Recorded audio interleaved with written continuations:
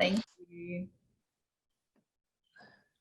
And it's Tuesday and our guests are joining us for another session of Think Inside the Square.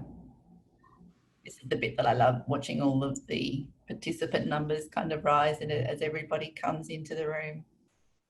It's a flood.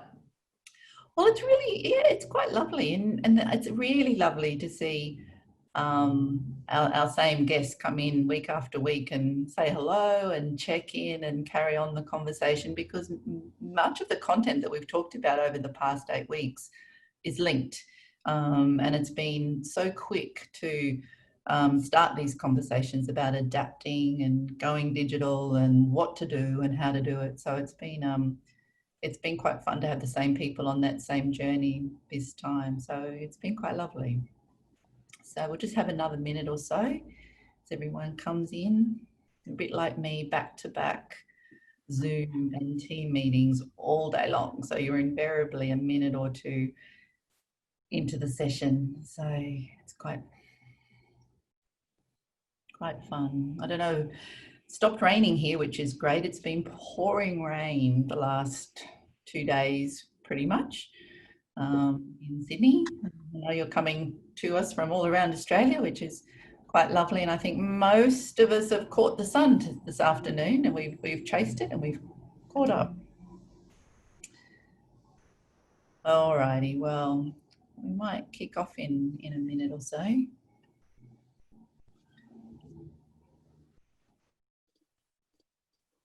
But I also love the fact that it's well and truly winter, or almost winter. Loved it. Alrighty, I think we might get going for the week so that we can get into this conversation that I'm itching to talk further about. Welcome to Think Inside the Square. My name is Celia Pavelev and I'm the Director of Marketing and Communications at the Australia Council for the Arts. And whilst I'd like to have an appropriate voice fit for a podcast, I don't. So I'm resuming my weekly skills as your virtual MC for today. I'd like to acknowledge the Camaragal peoples, the traditional owners of the land from which I'm coming to you today.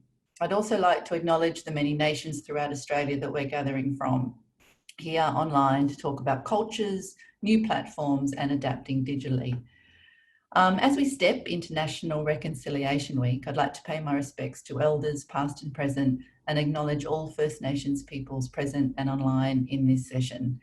And it's hard to think that 8 weeks ago, these sessions were just an idea born out of the need to adapt swiftly in response to COVID-19, the pandemic. What to do and how to do it were the keys to going digital. Yet there were already some winning content formats that didn't require pivoting, just listening. And that content is the theme of our session today, podcasts. So each Tuesday, since we've created a Zoom session, which is Zoom sent through Facebook Live at 2 o'clock each Tuesday. Little housekeeping. If you have a question for the panel, you can place it in the Q&A box in your tool line at the bottom there. Or if you're watching through Facebook Live, there's the little chat box to add your questions to. So we'll just see how we go with the questions. We might ask the panelists straight after they give us their presentation, or we might just hold the questions until the end. We'll just sort of play that by ear as we go through the day.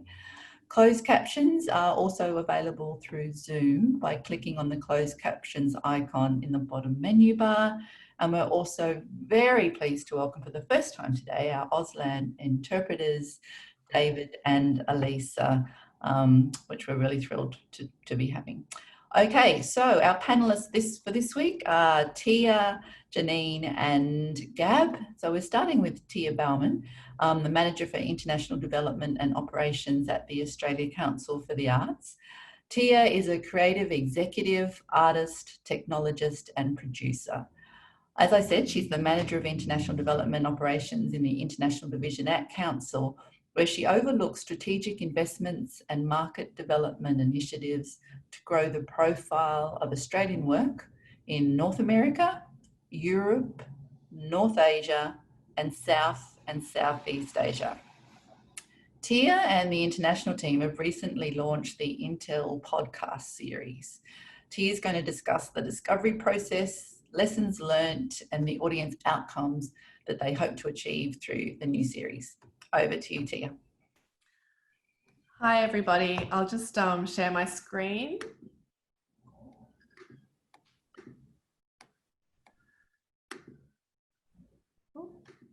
Yep. Got it. Okay, so hello everybody. As mentioned, my name is Thea Baumann and I work in the international team at Council. And this is actually the first podcast that I've ever produced in collaboration with the international team, comprising international market advisors and international development consultants who are based in our target regions, North America, Europe, North Asia, and South and Southeast Asia. So together we have been producing a podcast called Intel podcast series. And in terms of the first initial steps for how to produce it, we really came together and really asked ourselves, why even produce a podcast? There is so much content out there at the moment, it's saturated.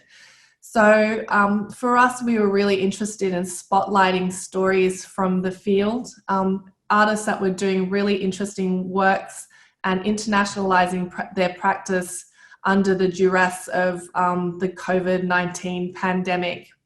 So it came to be that we had already started working on podcasts last year, but we're really trying to find some context and some meaning to release the podcasts. And the pandemic came around, and it was really the trigger for us to really get the podcast out there and an opportunity for us to reflect on what good international arts practice looked like and reflect on some new ideas for how to internationalize your work in this time when mobility is not even possible. So that's really how the podcast came to be. Really, it was a trigger from the pandemic, which kicked it into gear. So what really is the concept behind Intel podcast series? Well, what we're trying to do is report on cross-border arts and exchange and share ways art makers are engaging with the fallout of COVID-19.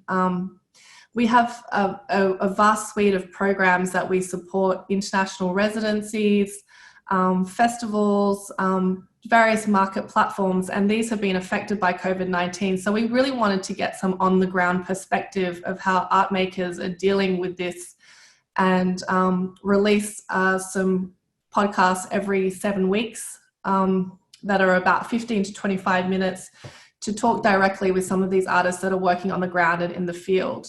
So what we came to realize is that we started off with a podcast that was around 40 minutes, and we realized that this was actually a little bit too long, and the attention span is really around 22 minutes. So we sliced the podcast down to around 15 to 25 minutes max.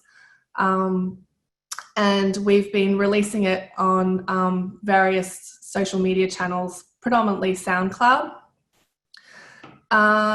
The content that we have been selecting is very diverse in nature. Obviously, as we're an international team, the diversity of voices who are working globally is really important for us. So we have been selecting interviewees and guests that can really talk to the topic at hand in a way that is deeply authentic. And we're also spotlighting and highlighting innovations in international practice. So we've been interviewing Jeff Kahn and Ron Berry from Fusebox Festival, who have been virtualizing their festival as a pivot response to COVID-19, talking to artists like Rainbow Chan, who have an intercultural practice and whose practice has been upended by the pandemic. They were going to do a residency in Hong Kong with the Waitu First Nations people, but that residency was upended. And also we have a suite of international residencies where we've been sending artists internationally, and we've been connecting with them just to hear some of the on-the-ground feedback of what it's like to live in lockdown in Europe. So essentially the podcast format is pretty low barrier to entry. The gear is pretty minimal.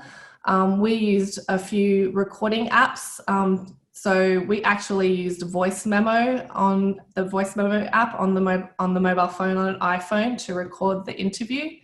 And some of the artists were sound artists and musicians, and they supplied some of their own music content and recorded the audio themselves. So there are a few options you can explore in regards to recording your podcast. I recommend the voice memo is probably the easiest one. Before you launch into the interview, I recommend that you create a comfortable environment for your interviewee and launch to some chit chat before diving in with some questions. And you can create a makeshift sound studio using blankets and soft surfaces. So our, I guess, sound studio was pretty DIY in nature. Yes, so with the podcast, make sure you plan each episode rigorously. We plan the questions beforehand with the IDC's International Development Consultants, and when we received the podcasts back, we used time codes to give to Jonnine Nokes, who was our sound designer, to basically spotlight and target in on what the key quality material is that we wanted to edit together. We also use project management tools to map out the process. So I mapped it out in Gantt so that we could essentially replicate the process with each episode, and just highlighted what the key deliverables are with producing a podcast. And the additional polish was commissioning Sudeep Lingamneni, who is our sound designer, to create some beautiful, rich audio to integrate into the sound, into the podcast, to give it a little bit of flavor and texture. We also directly license artists' music just to give the podcast a little bit more depth and richness. So that's an opportunity as well, just to support some of the artists that we've been commissioning as well. So yeah, as I mentioned, we release first and foremost on SoundCloud, but there are other distribution platforms that you can use. We're going to be exploring Apple Podcasts and Google Podcasts and Spotify. But essentially, yeah, I think our focus is really on delivering high quality content, and then we'll look at expanding the marketing mix and the distribution strategies to get the podcast out there. I guess one of the real critical things is how we can grow our audience now that we have produced our podcasts. So for us, cross promotion with our guests is essential. We use word of mouth and team shares on social media to get the podcast out there. And we've been exploring other marketing methodologies like 60-second teasers and grabs to share the podcast on social media. I guess at the moment, the podcast series is very much focused on the fallout of the pandemic, but we really see this being able to evolve over time. Hopefully there will be a post-COVID era, and this will support a greater engagement with artists on an international level. We're looking at how artists can mobilize their work in this post-COVID time, and this will be an opportunity for us to connect with artists and to reflect on that process through our podcast series. So we have released so far 5 podcasts in a 7-part series. Our next podcast goes live on Thursday. It's an interview with Kamini Ramachandran. And I guess essentially for us, as I mentioned before, diversity of voices is really essential in how we've been targeting interviewees and guests, and really getting that on the field feedback of how artists are really trying to grow and internationalize their practice in this time, now that mobility has grounded to a halt in a certain way. So yeah, that's the podcast series, and I hope you can tune in. We're always looking for feedback from our audiences to help direct and shape the way we develop new content. So please have a listen and get back to me about any ideas that you might have for interviews. I'm always open to that audience feedback to shape the podcast. Thank you. Thanks, Tia. I do have to share with everyone that Tia actually and her team, way before COVID-19 pandemic kicked in, were trying to progress podcasts and the concept of this additional tool to the suite of content that the international team could put out. And me and Process were probably her biggest hurdle in developing the concept of podcasts from council, because I was a little bit obsessed with making sure that we were following the right process and that we had the right governance structures around it. And something like COVID tipped us in and made us work really, really quickly with her team to relax those concerns, but to address the most important ones of them, and then to build up the process after that. So it's built up a protocol and a process for us quite quickly. So again, another silver lining out of a very strange time, I have to say, because I'm always looking for the silver linings at the moment out of this sort of odd time. Couple of questions did actually come your way, Tia, in the middle of that. But we might hold some of the questions till the end, but we'll just throw to Emma's first. Emma Best asked, what could you recommend that's sort of low tech for recording on Android and not iPhone? Yeah, I mean, we used like the voice memo app for iPhone. So I don't know if there is a variation for Google or Android devices. Maybe Jonnine might have some hot tips there. But yeah, Jonnine, did you want to? Well, I mean, I can address it now. I was going to have a talk about it in a second, but depending on the operating system you use for your phone, if you go into your app stores and search sort of call recording or audio recording apps, there are plenty there, whether they're on iPhone or Android. They're really easy to use. Some people will try and make you pay for them, but there are plenty that are free that will just do a basic recording, then allow you to download it to your computer and send it to whoever you need to send it to. They're probably the easiest ways and the most popular ways that I think people record, particularly remote conversations, like the ones that, you know, we've been having with these particular podcasts. You know, I don't think, to my knowledge, anyone's been able to sit in the same room and record one conversation on one device. So yeah, so on Android and on iPhone, if you search like an audio recording program, you'll find something that's really quite simple to use. Yeah, and we also just as a backup, we recorded it on Zoom, the interview, to have that, just that backup audio file. Mm-hmm. Cool. Thank you. So we've started to meet Jonnine. Jonnine is an independent live and studio audio engineer, artist and musician based in Naarm, Melbourne. They have designed sound and score for advertising, web content, theatre and dance productions. They mix and master a diverse range of audio material for local and international release. And Jonnine is also the co-founder of Tender Collection, a record label devoted to queer feminist electronic, punk and outsider music.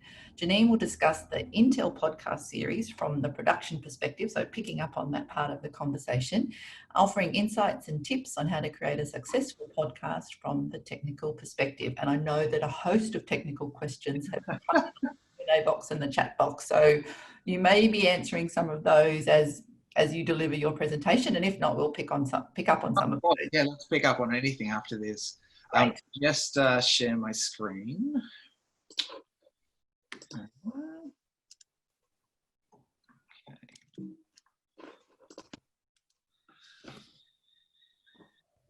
Okay, is that working?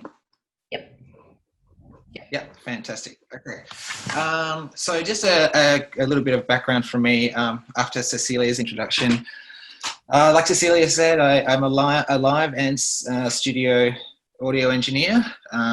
That's how I earn my living. I work across live venues in Melbourne through different studios. And I also have a home studio, which is where I'm sitting at the moment. I also was educated at RMIT University in their fine art degree, studied sound art, which is where I picked up most of my technical knowledge. And from that point is sort of where I started to get into audio engineering and recording and sound production. I've also worked as an artist and a musician over the last 10 years, and that's given me a lot of insight into different types of sound, different types of recordings that I might want to use or that others might want to use, and that I can help work on with those people. So sort of going straight into this presentation, I didn't want to get too technical, particularly as I'm speaking. If anyone wants to ask any, sort of more technical questions, please feel free, and I'll do my best to answer them in the short time that I have. But I just want to talk about the considerations that anyone who wants to start a podcast or produce a podcast should have when they want to work with an external audio engineer. That doesn't mean, when I say an external audio engineer, that if you're starting a podcast, you can't edit the entire thing on your own and produce the entire thing. But I think it's a lot better for everyone if you delineate those roles. If you give the editing role over to someone who has experience in that role, and that takes the pressure off you, as a producer or an interviewer. So I think the first important thing is, if you're going to engage an external audio engineer like myself, that before anything starts, you need to have a clear discussion, whether it's face-to-face or sort of via email or phone, about the clear working expectations of the project. So you're talking about the amount of episodes, the timeline that you'll be working with, like the ones for the Intel podcast for Ozco, it's been a weekly schedule. And so talking about expectations of how long will an audio engineer have to edit the podcast before the team need a finished project. Nobody wants to be working late nights the night before the podcast is due to go up to the public. I think you also need to talk about things like file delivery, obviously negotiate a contract, for payment. They're really important things to talk about at the start. I think the main reason for that is that an audio engineer, particularly who's not necessarily part of the team that you might be working with on a day-to-day basis, is that our role as audio engineers isn't to play producer. We're not there to pick the material to be included in a podcast. If you as a producer or an interviewer were to send me a 45-minute file, but you wanted the podcast to only last 20 minutes, it's not then my job or any other audio engineer's job to choose the content through that 40-minute conversation. That's really important, and that goes to something I'll talk about it a little bit. And when we talk about audio quality to supply to an engineer, or just in general when you're recording your interview, I think, and Thea touched on this, but you've got your common recording methods. I think these are the three most common. So you've got a phone, whether it's an iPhone or an Android phone is irrelevant, because there are plenty of programs on each and apps that you can download to help you record. And whether that's recording on your phone while you have an actual conversation over the phone, or if you're using your phone to record a conversation you might be having over something like Zoom or Skype, you can have that conversation, have your phone recording, right next to you, and that's fine. And online conferencing programs like Zoom and Skype, I'm not sure about the new Google one that's come out. Most of those have options for you to record the conversation that you're having, and they're generally pretty high quality. Because it's a podcast, you wouldn't need to record the video content, so it's nice and simple. You can just choose to record audio. And the other method that's going to get you probably the highest quality recording is through an external device. So you might have something like, there's a company out there also called Zoom, but not associated with the online conferencing, that produce handheld recorders, which some of them are nice and cheap, starting at a couple of hundred, or if you've got the budget, you're working in a larger organization, they go through to sort of $600, $700, $800, and that's just all these different bells and whistles. But you really only need something quite simple to record that stuff. You can often plug in external microphones, which will increase the clarity of a recording that you might be doing. But in the end, as long as you're doing a recording that is getting you the result that you want, then that's the most important. I mean, you don't necessarily need to go out and buy an external recording device because you're devoted to getting the highest quality recording. Something that's from a phone, which are some of the files I've had to edit for this podcast, have come through those methods, and that's absolutely fine.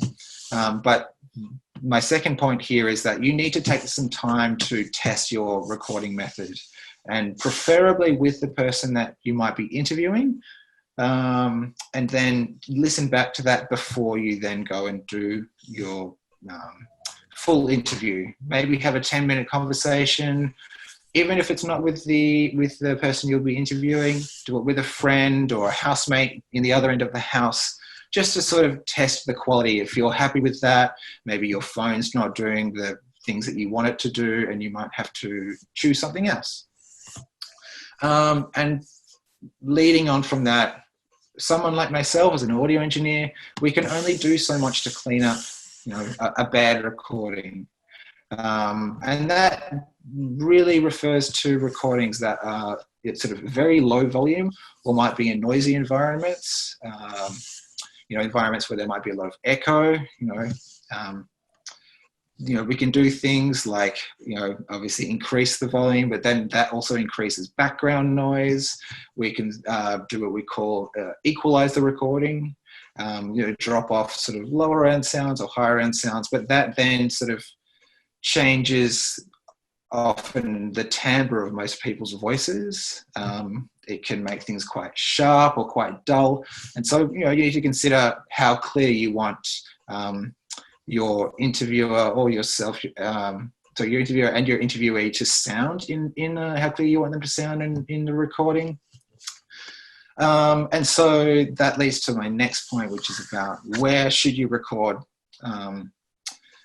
And I would definitely say record inside. Don't go to a cafe and record while everyone's having a coffee and, you've got those sounds coming from glasses or from the kitchen. That's really obviously difficult to get a decent recording out of that. There's a lot of background noise. There are distractions. And if you can record inside in a room that has as little to no glass as possible, because glass is a very reverberant material, so it can create a lot of unwanted noise, echoes in the recording. And I think Thea might have said something about this, but if you can use soft surfaces, do that. If you want to put a blanket over the door, or close your curtains. You don't necessarily have to hide under your bed, under your blanket to actually record with the microphone. But if you can get some of those soft surfaces just to dull the room and the recording, then that's fantastic. That will definitely give you a higher quality recording. And I think what's most important, if you're going to work with an audio engineer, and I highly recommend that you do, there are things that you should make sure what you have to give to an audio engineer in order to get the best possible outcome, and to reduce sort of communicating back and forth as to, oh, I haven't received this, can you try and provide me with that? Or this interviewee hasn't given me an introduction, do we want to go back and communicate with that? And then it could just create, it's a lot of wait times, particularly if you're interviewing people who might be overseas and in different time zones to you as an interviewer. So audio files at the highest possible quality. I've got here what are called WAV files or AIFF files. They're just known in the audio industry as the highest quality audio files. That doesn't mean you can't supply an audio engineer with an MP3 file. We can certainly do everything we need to. It's just there are, there are certain, I guess, limitations with the quality of an MP3 recording as opposed to something like WAV or AIFF. Usually you might get those two file components coming from, say, an external audio device, rather than you won't get those files from a phone or an online conferencing system. You're more likely to get an MP3 or an MP4 file. I think one of the most important things is supplying a document to your editor with suggested content edits, because, as I said before, audio engineers aren't employed as producers. We're not there to choose the content that you might want in your podcast. So just a simple document that says, it's at 5 minutes and 10 seconds, the interviewee talked about this particular topic, and that's really important. We want to make sure that's in the podcast, and so on and so on. And whether that's an interview that went for an hour or it's an interview that went for half an hour and you're trying to compress it to 20 minutes, the more suggested edits that you do, the easier it makes my job and other audio engineers' job. Because we don't want to have to go back and forth to the producers to say, hey, I've got this file, but there's no suggested edits. I can't listen to this hour-long file constantly and try and pick things out. That's not my role. Always make sure you supply any music that you would like to include in a podcast. And as Tia said, make sure that before you send that to someone like myself, you've got permission, whether it's from the artist or the record label. The last thing that anyone want to hear is their music uncredited or as a surprise on a podcast or any other medium. And if you are having any introductory or concluding remarks in your podcast, so if you've listened to any of this current series, you'll see that in the start, there's a very short introduction as to what the podcast series is about. And at the very end, there's an acknowledgement of what the actual podcast is and a short speech about what's coming up if it's an episodical podcast. That's sort of the main part of my presentation. I'm more than happy to take any questions if anyone has anything, and throw any technical questions at me if you like. And if you've got any questions you want to ask later, I've just got my email there. I'm more than happy to answer any email queries that you might have. So get in touch if you'd like to. Thanks, Jonnine. That was, really interesting. I think gone are the days where you'd ask someone to sort of dive into a cupboard and sort of record from a cupboard. Yeah. I remember doing that with some radio scripts sort of a long time ago with some colleagues, pre-podcast kind of era. Nonetheless, but that was really interesting. Will Price did actually add, I've just got a technical issue here where I can't see, but yes, and now I can see.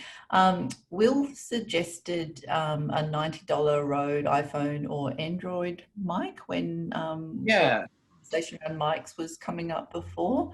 They're great. Particularly the Rode microphones, they're really good quality. They're an Australian brand as well. So they're used industry-wide. They produce really high-quality equipment. So, and they're pretty cheap. If you've got a decent budget, then certainly worth buying something like that, and it's something you can use long term. That sounds great. And also Lee Russell has asked about experimenting with remote recording options. And I think that's what we've been talking about, winding that. Is there anything to expand on that? I mean, like, you really need to consider, I think, I guess what kind of recording method or interview method you might be using. Are you speaking over the phone to someone? So in that case, you might want to have an external audio device to record your side and their side. Unfortunately, sometimes when you choose, say, something like the voice memo app on iPhone, that won't necessarily record the conversation that you're having. So that's, I think, when it's best to go through, you know, your app store and find one that will actually record the call you're on. And I guess, of course, if it's remote and you might have problems with like your internet connection, so your online conferencing call programs like Zoom or Skype, having a phone call might actually be the best way to go. And then, like I said, using an external device to listen to that call. Obviously, you'd put it on speaker so that you would externalize that audio. I think that's probably the best way to go. Yeah. And sort of joining yours and Tia's conversation earlier about the length of the interviews and the length of the piece. It's just sort of harking back to the Intel series that we listened to. How long were the actual fulsome pieces before they were actually edited down? Were they super long, or? Well, Carmony's one, which I just finished editing, was quite short, and I think that was intended because we've also included some of her storytelling within that episode.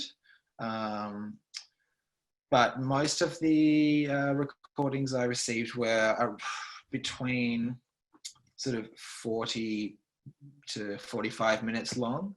And then to cut that down to 15 to 20 minutes really can be quite a process if there's nothing there in terms of suggested edits.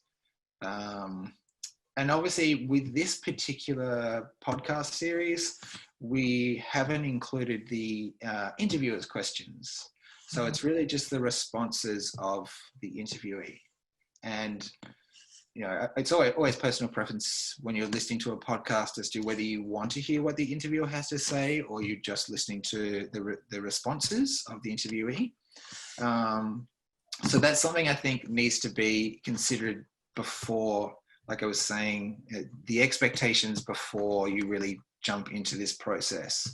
You know, do you want to hear the questions from the interviewer, or are you only interested in the answers of the interviewee?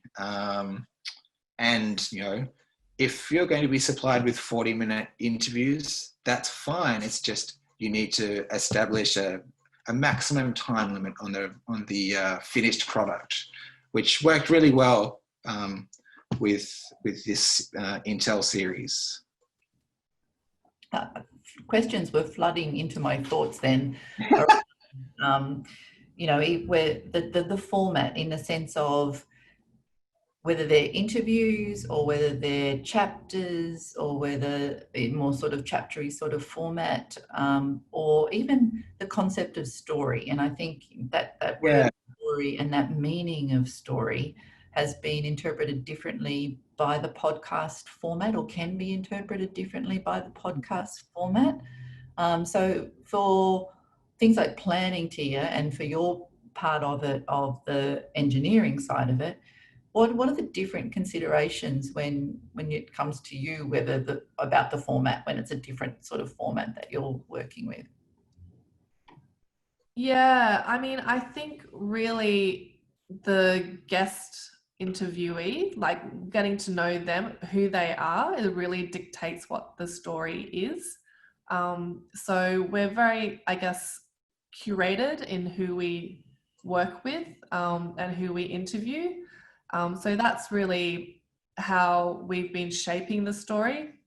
So I think being very, very selective about who you interview, and making sure that they can offer some kernel of insight is really essential. And that really determines the flow of the piece, essentially. Yeah. Jonnine, did you have anything to add to that? Or?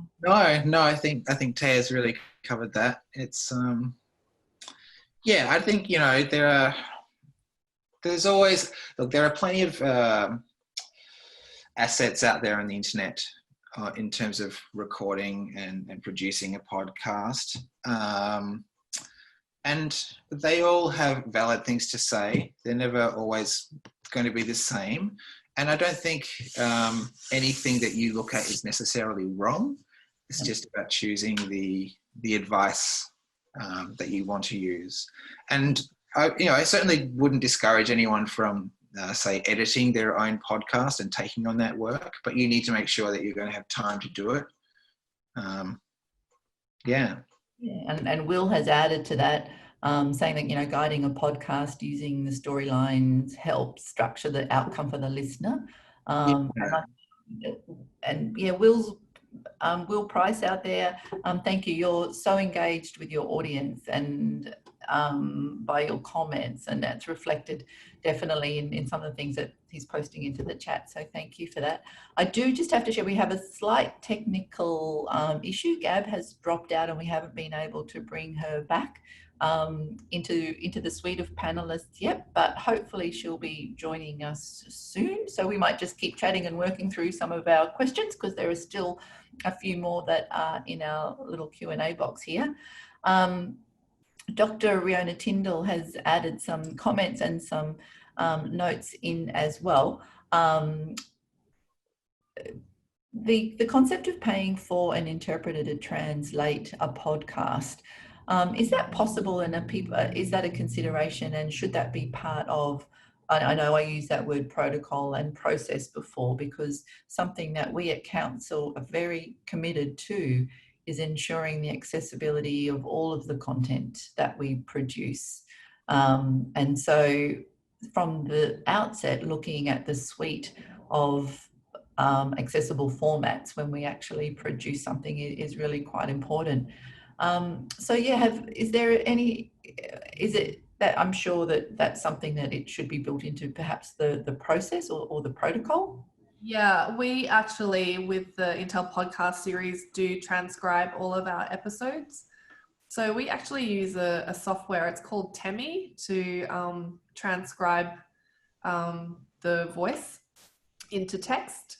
And we do have to clean it up afterwards. It's not completely and utterly accurate. So we do need to dedicate some time to the actual transcription process, but it is part of our workflow to actually produce the podcast.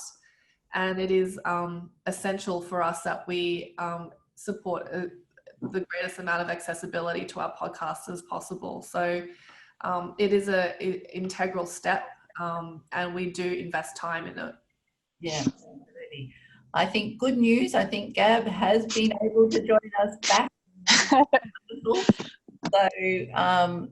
thank you. Thanks for that, Tia. So we might just jump straight over to Gab. While she's setting up, I'll do her little intro. So Gab is a radio presenter and producer who has worked at the ABC since 2012. Her broadcast career began in Brisbane, my hometown, at the community radio station for Triple Z before moving to the national youth music station Triple J. Gab's produced and presented local and national broadcasts for ABC Radio, extensive experience covering breaking news and emergencies, all very handy at this particular point in time. In 2016, Gab moved to Sydney to produce Double J's flagship music history program, The J Files. And in 2019, Gab produced Double J's first documentary podcast series, Inside the Big Day Out, from the initial idea through to production. So Gab's going to talk us through how that went and what that meant with the audience in mind. So over to you. Thank you. Can you hear me okay? Wonderful. So sorry, and I apologise I won't be able to give you the PowerPoint presentation, but if anybody wants my notes or anything afterwards, just let me know. That's all completely fine and accessible. So basically the first thing that I wanted to talk about was what actually is sorry, I've just got something very strange happening with my screen here, but there we go. I think everything's just slowly disappearing from me today. Technology is not my friend. Yeah, so the first thing that I always think is important when thinking about whether to launch a podcast is who is your audience and what do you actually want to say to them?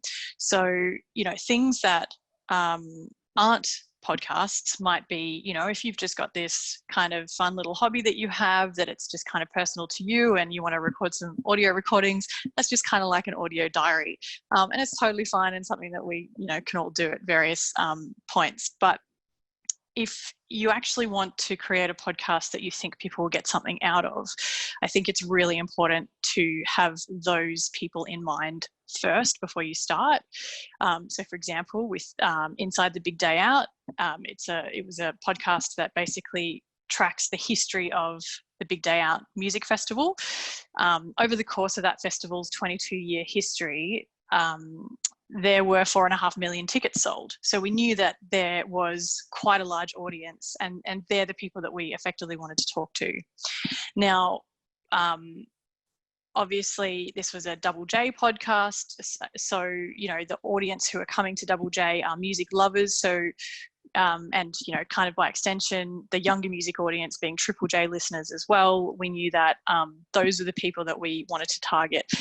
Somebody else might have found interest in our idea if you're a music history fan, if you love Australian music, if that's something of interest to you, then you might get something out of it. But effectively it was very clear for us from the get-go who we had in mind, and that was those people who actually went to the Big Day Out. And what we kind of wanted to do with the podcast is show the story of it from its initial inception to how it, dramatically collapsed in 2014. We also wanted to take you behind the scenes to tell you a story that you probably didn't know. If you were a punter who went to the festival, you probably didn't know that the two guys that ran the show really didn't like each other for a very long time, and there was a lot of background kind of politics and drama, which is really interesting and kind of just added an extra element to the story.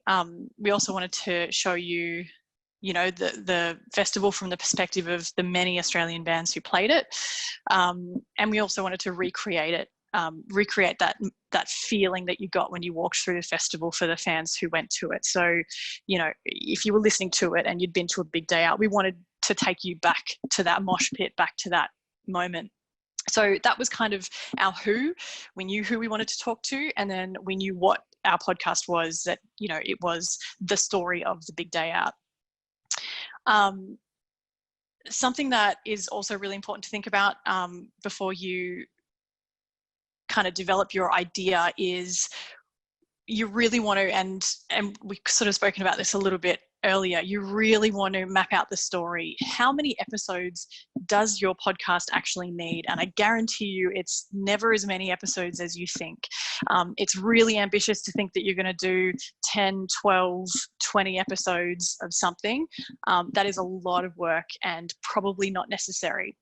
So what I like to do when talking to people about their podcast ideas is I want you to imagine a series, either a podcast or a TV show that you have recently binged, and have a look at how many episodes that actually was, have a look at how that story was mapped out across those episodes, have a look at those cliffhanger moments, where an episode finished and you got to the end and you just had to press play on the next episode.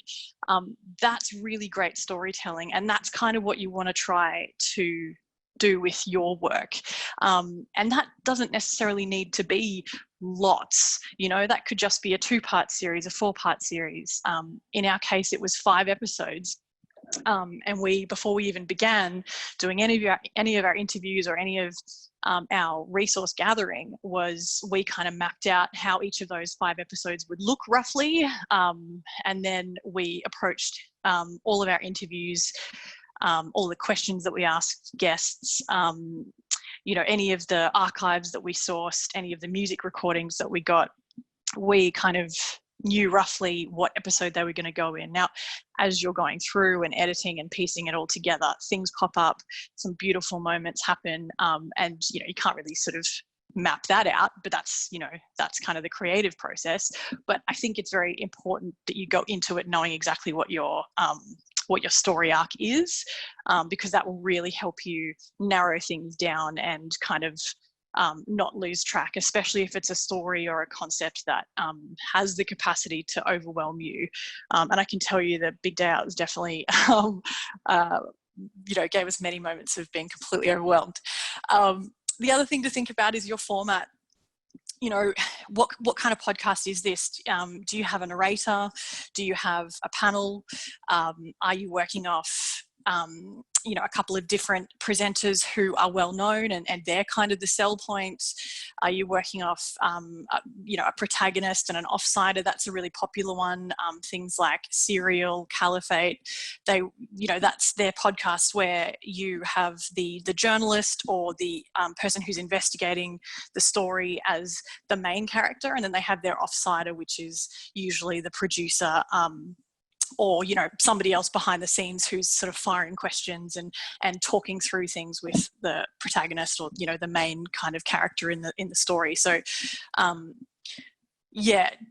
think that also helps you make decisions on what your podcast is going to be. So for ours, for example, we had one presenter, Gemma Pike, who works at Double J.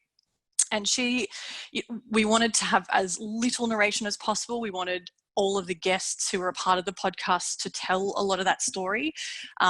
But you do need a narrator to kind of push things along, just to kind of give context, and just so that you don't kind of get lost. So once you kind of have mapped out what your podcast is going to achieve in X amount of episodes, then you want to think about how you're actually going to tell that story and, what style you're going to use. And in that case, as I said, we used a narrator.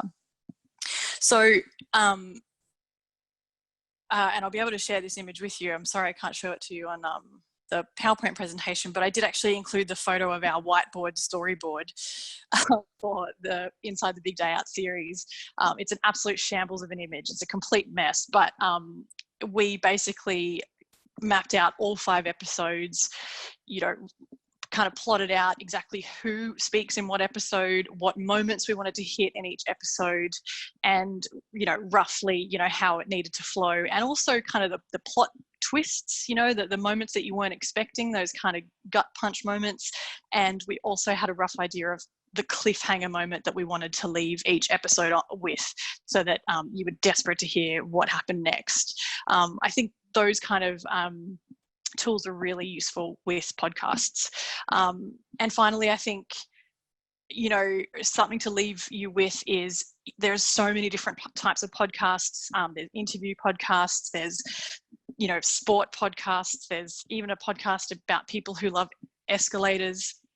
And that's, so long as you have your audience in mind, who you're speaking to, there's kind of no right or wrong about what type of podcast you can make. But I would encourage you to think about telling a good story, because opinions are a dime a dozen. Lots of people love giving their opinions, and some of them, you might be interested to hear from. Some of those people you might be interested to hear from. But if you can tell me a story, if you can take me in and give me context, and then, absolutely suck me in and keep me going for however many episodes, that will stick with me. That will be really memorable. So just to give you an example of how that works, how that worked for Inside the Big Day Out. And I think this was probably a mistake that I made in the initial phases, is that I asked people to be a part of the podcast because I said it was a documentary about the Big Day Out. So a lot of our guests came in, from musicians to people who worked on it to fans. They all came in wanting to share their opinion about the big day out. You know, they wanted to say, I think it was a great cultural institution because X, Y, Z. Now, that's great and wonderful to hear all those people's opinions, but what I actually wanted them to tell me was stories that I could use in the podcast, what it was like standing on stage at the moment when, or standing in the crowd when this happened. So I think really think about that. If there is a possibility that you could tell a story in your podcast, I would absolutely go for that first over you know, getting people's opinions about certain things. That's, of course, if it fits your format and if it's a possibility, but just something to think about.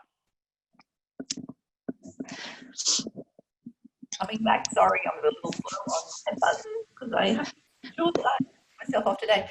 Thanks, Gab. That was brilliant. You picked up.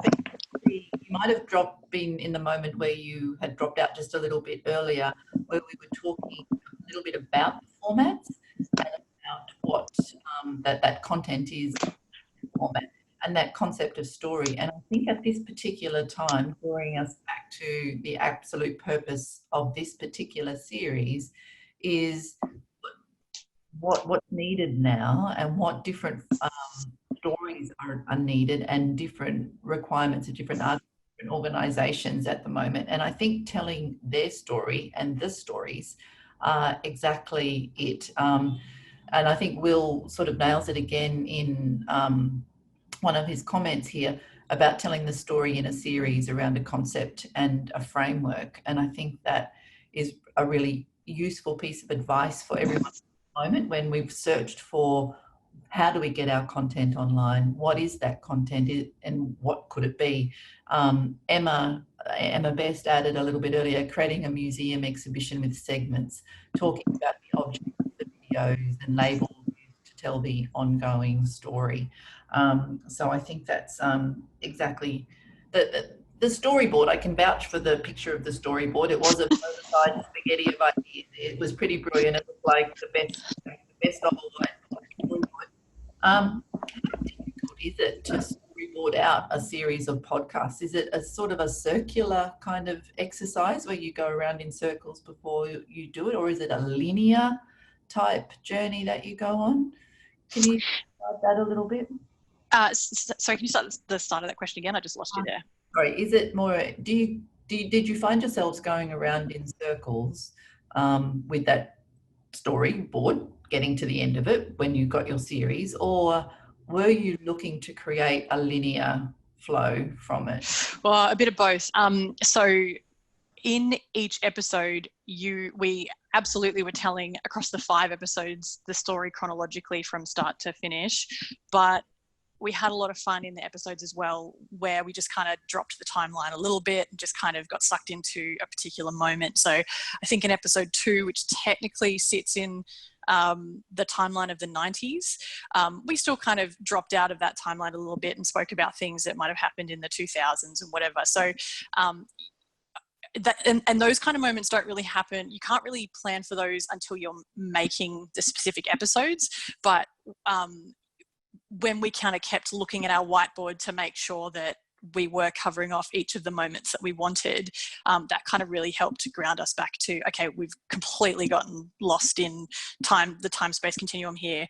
But, you know, having that whiteboard there, just being able to go back to that and go, yep, cool, are we on the right path? Do we need to kind of move away from this whiteboard a little bit for now because something great's come up, or do we need to just scrap this idea and go back to the drawing board?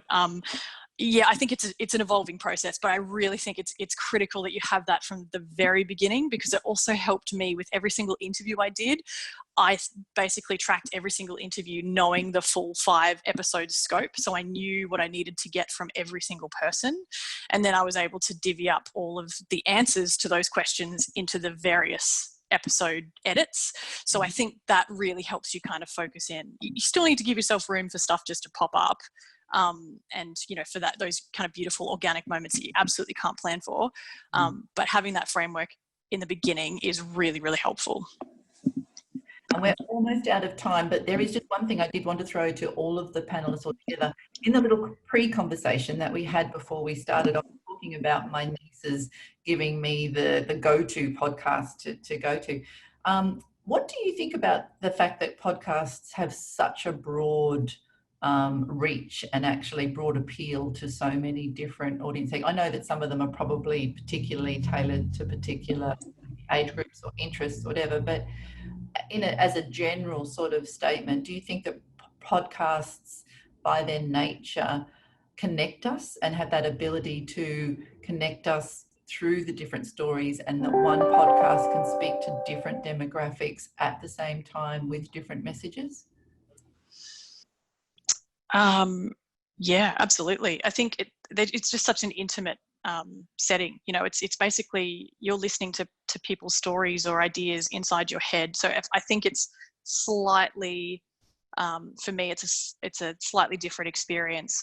It's a very different experience from, say, watching something on you know, Netflix, or watching a film, or any kind of TV series, because yeah, you have the opportunity to kind of get straight into somebody's mind with sound, and that it's just a really intimate experience. You know, not all stories are going to travel. Certainly something like the Big Day Out story is not really going to travel that well overseas, but you know, if you've got a universal concept or a universal idea, somebody anywhere in the world can consume that, and I think that's a really powerful thing. Jonnine, what did you think?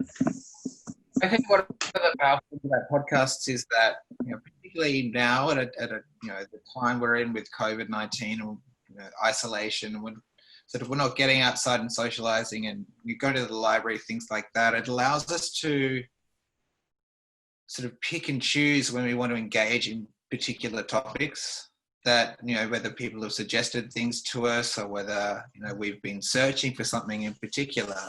You can say, well, you know, I don't have time this week to go through this topic that I'm really devoted to and I'd really like to find out more about.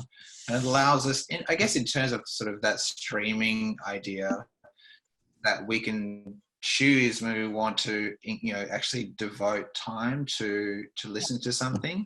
Yep. And I love the fact that it goes back to the idea of sort of, you know, old radio plays from the BBC and the ABC in the sort of 60s, you know, and particularly when you know, we're using sound designers and musicians to complement the, you know, any interviews or other types of audio that are there. And I think it really, it's podcasts are great in sort of in communicating with, you know, incredibly large and diverse range of audiences through sound. And I think, I mean, I'm coming at this from a sound artist perspective, but I think sound is such a powerful medium.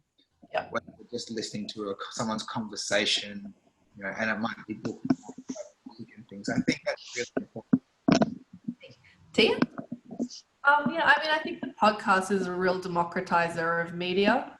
So it really is a format that enables anyone to be a producer, which is exciting. I mean, it helps if you've got a collaborative relationship with the sound designer to give that polish and that audio edge.